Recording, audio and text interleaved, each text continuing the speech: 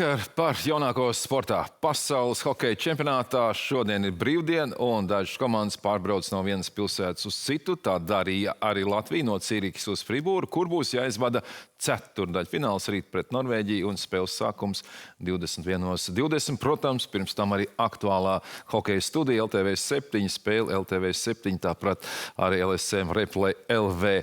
Bet nu kā šodien tad pagāja diena, par to Matīs Timofejovs.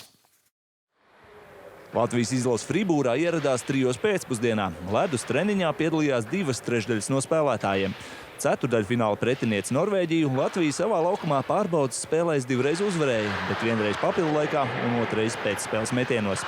Izcēlās ļoti labi. Jau Rīgā sagatavošanās ciklā, man likās, viņi ļoti labi spēlē. Pareizi taktiski, vienkārši un ar smagu darbu vinnēja tās grūtās spēles šogad laikam. Es domāju, visi skandināvi diezgan līdzīgi spēlē. Tad ir tas slidojums, viņi ļoti labi slidojas, to varētu pieminēt. Un, viņiem tagad ir jauna komanda, ļoti daudz ātri, jaudīgi džeki. Tā kā būs jāuzmanās no tā un vienkārši jāspēlē mūsu hokeja, es domāju. Grūti gāja, es teikšu, neteikšu, ka viņi ir tā teikt uz vienas slides. Neviens viņus vēl nav apspēlējis šajā turnīrā, kā arī mēs neapspēlējām arēnā Rīgā. Tā kā būs grūta cīņa, bet darbs nav nekāds neizdaramais. Un mums vienkārši jābūt savā labākajā formā, jābūt gataviem, lai mēs viņus uzvarētu. Norvēģija pirmsspēles dienā ledus treniņu aizvadīja 9 laukumu spēlētāju un 2 vārdsargu sastāvā. Grupu turnīrā Norvēģi spēja izcīnīt pamatlaika uzvaras pret Zviedriju un Čehiju. Rīt Latvijas un Norvēģijas ceturtdaļfināla duels 21:20. Hokeja studija LTV7 jau 20:30. Matīs Timofejovs un Normons Pavlovskis no Fribūras, Šveicē. Jā, bet vakar vēl pašā vakarā 2 vēlās spēles un Cīrihē cīņā par pirmo vietu grupā. Šveice uzvarēja Somiju 4-2, bet Fribūrā Kanāda uzvarēja Čehiju B grupā 3-2. Līdz šīm abām komandām Šveicē un Somijai uzvaras visās 6 spēlēs un šoreiz labāk šveicieši 4-2. Sākumā jau 4. minūtē 2-0, tad Somu 2. periodā atspēlējās apvārtu Aleksandram Barkovam. Beigās gan 2 panākumu mainiekiem pēdējā arī tukšos vārtos un 4-2, bet kopumā spēle līdzīga. Ceturtdaļfinālā Šveice spēlēs pret Zviedriju, Somiju pret Čehiju, Latviju tātad pret Norvēģiju un ASV pret Kanādu. B apakšgrupas pēdējā spēlē Čehija neprat uzvarēt Kanādu. Sākumā bija 2-0 Čehu labā, beigās Kanādas uzvar 3-2 un kanādieši jau pirms tam bija nodrošinājuši pirmo vietu grupā, bet savukārt Čehi palika 3., nevis 2. Jo labāk Latvijai kaut vāja komanda ceturtdaļfinālā nav un nevar būt. Parīzē French Open tenisā joprojām ļoti karsts laukā un sāksies 2. spēļu kārta. Neveiksmīgi Aļona Ostapenko pret Magdu Lineti no Polijas zaudējums 3 setos 2-6, 6-2 un 2-6. Ko bija izcila bilants pret Fjonteku. Vakar vēlajā spēlē vīriešiem pasaules reitinga līderis un galvenais favorīts Parīzē Janiks Siners no Itālijas uzvarēja francūzi Clément Tabūru 6-1, 6-3, 6-4. Tabūram nebija pat nevienas breakbumbas spēlē. Sineram 30. uzvara pēc kārtas un visā sezonā 54 spēlēs ir tikai 2 zaudējumi. Un šodien sporta skolas Arkādija kausa izcīņa vieglatlētikā, tepat Rīgā un klātienē tās sacīgas vēro Andris Auziņš. Sveika, Andri!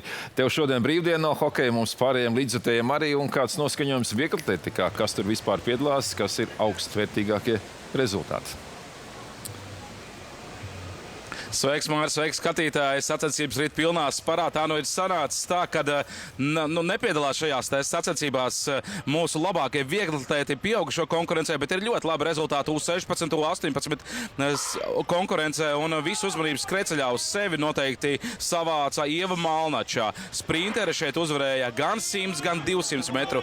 Sacensībās 100 metros 12,09 sekundes, 200 metros 22,24 sekundes. Tas gan ir maķinīt lēnāk nekā Ievas Malnačas personiskie rekordi, bet tāpat labi rezultāti. Turklāt Ieva Malnača ir tikko atkopusies no stresa kaulu lūzuma pēdā, bet tas netraucēja viņai šajā mēnesī izpildīt uzreiz visus 3 normatīvus uz Eiropas čempionātu U18 grupā, gan 100, gan 200, gan 400 metru distancēs.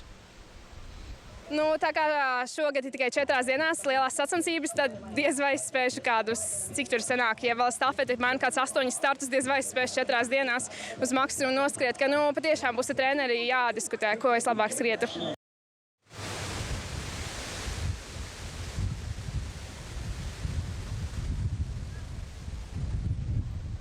Nu, tā kā sacensības vēl šeit turpinās, un ļoti labs rezultāts arī dāmu sacensībās šķēpešanā Ligertei, bet par to rezultātu ar ziņošies, protams, jums Panorāmas sporta ziņās.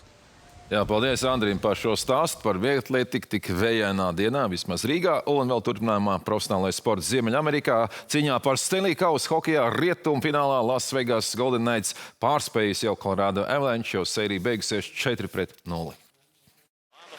Ceturtā spēle bija Las Vegas laukumā, un komanda uzvarēja ar 2-1. Labi vārtos darbojās Kārters Hārts, un visa komanda cīnījās teicam un uzvara ceturtajā spēlē pēc kārtas pret pamatturnīru uzvarētāju Colorado Avalanche. Nedaudz negaidīt, bet fakts.